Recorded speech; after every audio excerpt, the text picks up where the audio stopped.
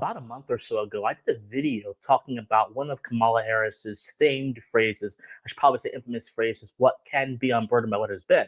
The video did quite well, but what was important about that video was how it dug deep into something that seems like an innocuous and mundane saying, which actually conveys a fully thought out by somebody worldview that is quite dangerous for the survival of our republic. And I'm seeing the same theme emerge in this conversation around joy, which has become a motto of the Harris campaign and has been invoked by several of her high ranking, high profile surrogates throughout the DNC and throughout the campaign season. Joy! Joy! Joy! Joy! The joy felt by Americans backing the Harris-Walz ticket. We are joyful warriors. Being joyful is part of the American identity. The joy factor. Campaign of joy. You're talking about radical joy. It is downright joyful. It looks like a joyous rally. It looks like a joyous occasion. A real zeal and joy. Well, the truth is, this discussion about joy, as some on the right are calling it, is not merely an emotional platitude. It's not merely an appeal to emptiness. It is actually an example of the view of human nature that progressives have. And it's also an example of how progressives and the left more generally view political values and how they should be transmitted to the republic. And its consequences are not just political, its consequences are actually detrimental to the advancement of civilization and human thinking. And in this video, we're going to explore the sinister meaning of joy as it is deployed in the context of the Harris campaign. And we're going to discuss the right way to think about politics that is divorced from such phrases and concepts. But before we get into that, my friends, hope all of you are doing well. I am Christian Watson. Thank you so much for being here. If you enjoy political and social commentary from a philosophical bent, then I implore you, please like, share, comment, subscribe, do whatever you can to get this video out there. We are here to build an army of thinkers to have a reasoned political discourse based around sound thinking, not based around talking points or owning the lib, so to speak. So thank you guys so much for being here. Now, please enjoy the video. So yes, joy is the motto of the Kamala Harris campaign. And the response to the emergence of this motto has normally been just to dismiss it as yet another political slogan, an empty political slogan that is being deployed by an increasingly vain and vacuous candidacy to the presidency, which would be Kamala Harris's candidacy. But this view is decidedly a mistake. See, oftentimes things that we dismiss carry greater significance than what we actually think. So in order to understand why Kamala Harris and the progressives are using joy as a political argument, in order to understand why big publications are publishing op-eds and articles basically saying that joy is a wonderful argument for the Kamala Harris campaign, and also that joy is a wonderful argument for constituencies whose values should be decidedly against Kamala Harris, like, for example, the article that came out that said that Catholic women should support Kamala Harris because she is an embodiment of joy, despite the fact that Kamala Harris supports abortion, which is decidedly anti-Catholic, different story, different day. We have to understand what joy means and what its relationship to human nature and human understanding is. And the moment we understand that is the moment we can understand that the kind of joy Kamala Harris is deploying is a sinister kind of joy, whose view of human nature has profound and disturbing political implications. So, let us first start with a discussion of what joy is. What is joy, my friends? Well, joy is two things. Number one, it's a state of being. And number two, it is an emotion. Now, what is the difference between an emotion and a state of being? A state of being is the whole of how you are at a particular time. An emotion is a thing that you may feel for 5 seconds, 10 seconds, 2 hours, 3 hours, but it is not the entirety of your state of being, where the state of being essentially dominates how you feel for a prolonged period of time.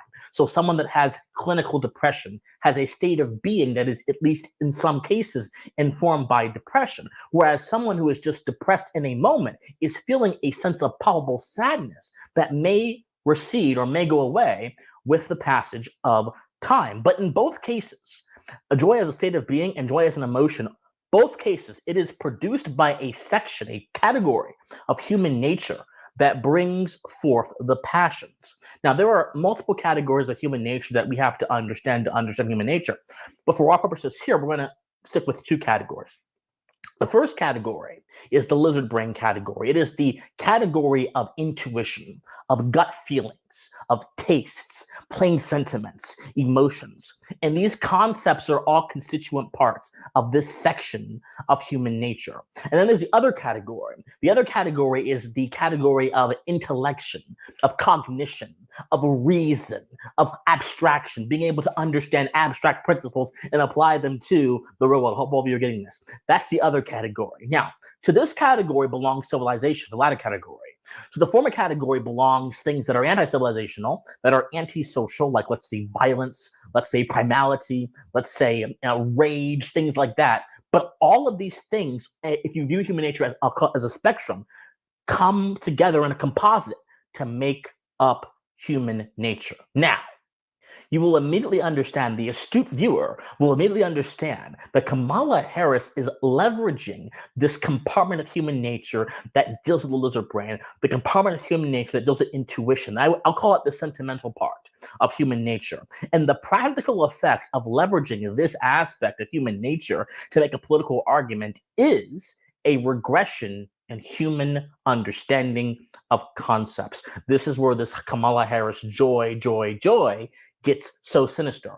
So the progressives, generally throughout their entire intellectual tradition, going all the way back to Woodrow Wilson, going all the way back to John Dewey, going all the way back to these Herbert Crowley, Walter Lippmann, these actors in the history of political ideas, the progressives have always leveraged sentiment as a means of justifying their political order. What did Woodrow Wilson say in 1913 in his speech, The New Freedom? He said that we are bound in society by the laws of Darwin, not the laws of Newton. And that society, he goes on to say in the next paragraph, society is this organic thing that grows and grows and grows and grows. And therefore, the interests of society change, the demands, the passions change, and therefore, so must our laws. Therefore, we can't have a fixed constitution. Well, part of this sort of, I call it the organic theory of society. The part of the organic theory of society is the idea that our passions can move society, and our passions should then, therefore, inform politics.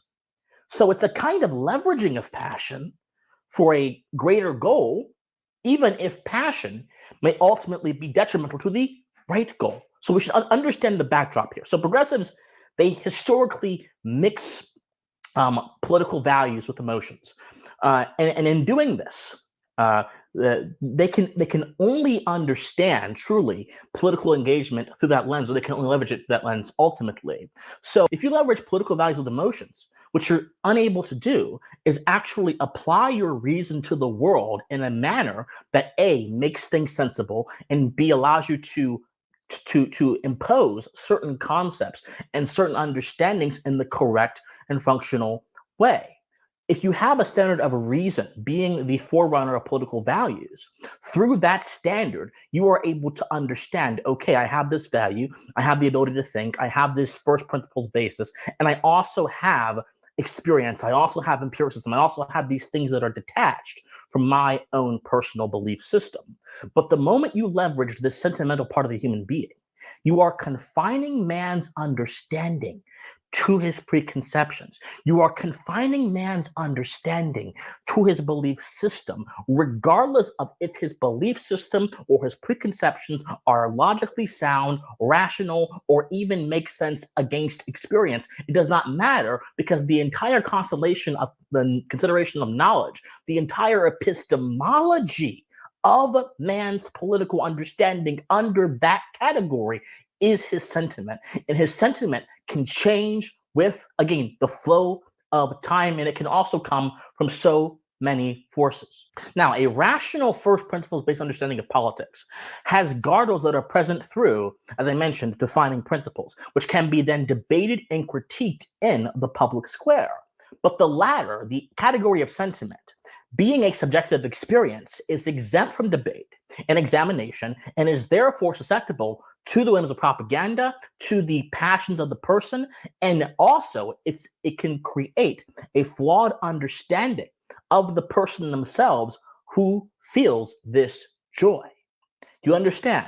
This is why it is so dangerous to understand politics in terms of sensations. This is why it's so dangerous to understand politics, as Pete Buttigieg said to the DNC, as a kind of soulcraft, because there are just so many different passions that are not controllable that just arise spontaneously and ultimately impair your ability to understand things well.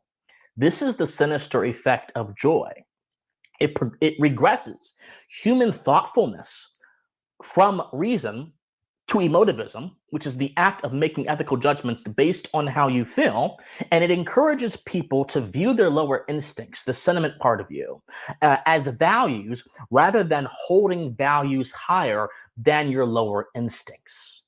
Now, let's kind of extrapolate this out to a civilizational level so you guys understand what I'm saying.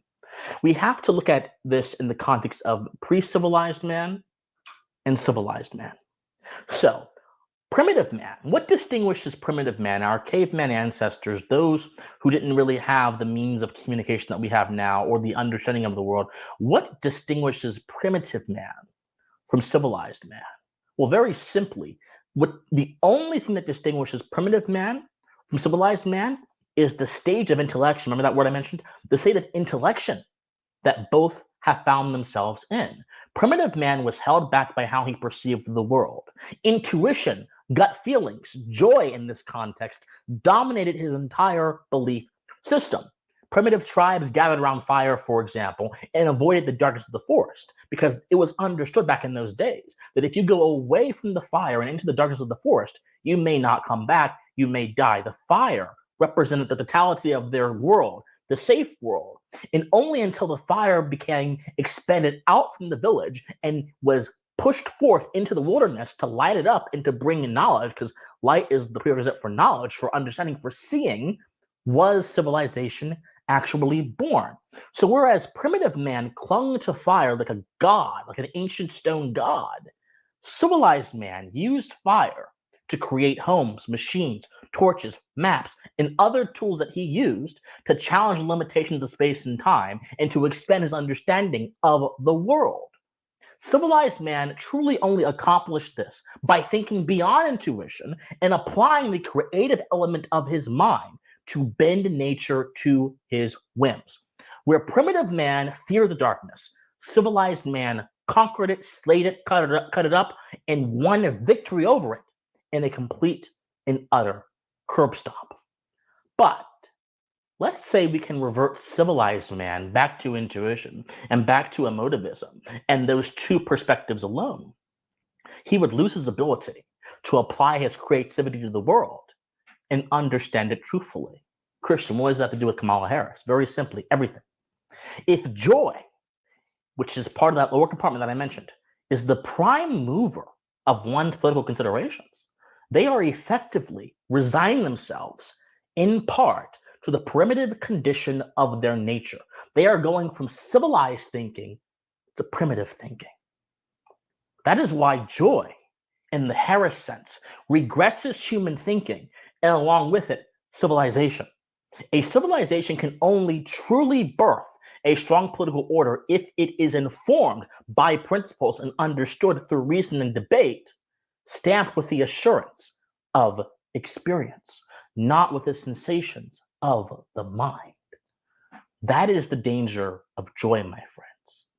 Joy, any emotion, whether it be joy, whether it be happiness, whether it be sadness, whether it be rage, necessarily clouds the mind. These are important parts of human nature, for sure. And in fact, I would even argue that emotions, unlike what some of my brethren on the right said, they are not empty, they're not vacuous. No, emotions actually play a big part in informing the character of our reason. If they don't for you, then I would submit to you have something wrong with you, or you're a sociopath. Sociopaths can use their reason without leveraging emotion, and for that reason, they're able to kill people and do other unspeakable things to people with no remorse. So no, there are emotions that are important to our being human, that constitute being human, but they're a part of the lower part of ourselves, and they must be contextualized within the broader context.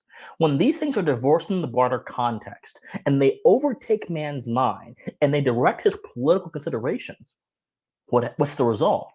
The result is a decision made on the basis of passion that may not correct for the walls of authoritarianism, that may not correct for the errors of the person you're voting for or supporting, and they also fundamentally do not have in mind the preservation of society, as all political decisions should have in mind.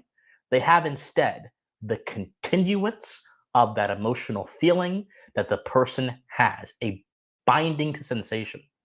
And if a person uses voting like a drug, voting like to get a political high, then they're not going to care about anything else other than getting that political high. Kamala Harris's campaign is hijacking the sensations, the dopamine receptors of people, and then directing them into a perpetual state of political highness. And that is her plan to win. This is a civilizational problem, my friends. This is a problem that goes way beyond what your influencers will talk about. This is a problem that cuts straight to the core of what it actually means to be a human being.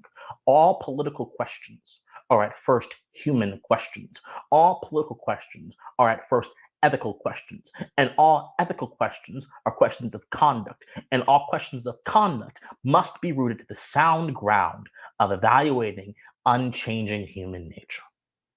And if you do that, it's very obvious to see why Kamala Harris's joy is actually not joy. It is a hellish regression in our skills as human beings, glossed up with lipstick and glitter, that any thinking person, regardless of who you are, should ultimately reject. Have joy, yes, but don't let joy dominate your consideration when it comes to whoever you decide to support for this election. Let joy be a constituent of your reason. Let joy be a constituent of your merits and your accomplishment, not let your entire humanity be a constituent of your joy. And most certainly don't make your decisions be a constituent of your joy, because ultimately that has the recipe of producing situations that are not joyful objectively for any of us. My friends, like, share, comment, subscribe to whatever you can to get this message out there. My friends, study history, study philosophy, remain morally convicted, and please stay pensive. Bye, guys. Let's raise a glass to those special moments that make us feel at home, to the places that help you relax and recharge, the people that let you be yourself without judgment or expectations, to creativity, exploration, and memories that are uniquely yours, together, to long journeys ending and new ones beginning, to a seat at the bar for everyone. We'll drink to that. Devil's Backbone Vienna Lager. Welcome back. Now it's time for Lefties Losing It. Let's start, Lefties, with a little frivolity. And, you know, despite the North Korean-style media campaign, the Democrats are in trouble when even Jon Stewart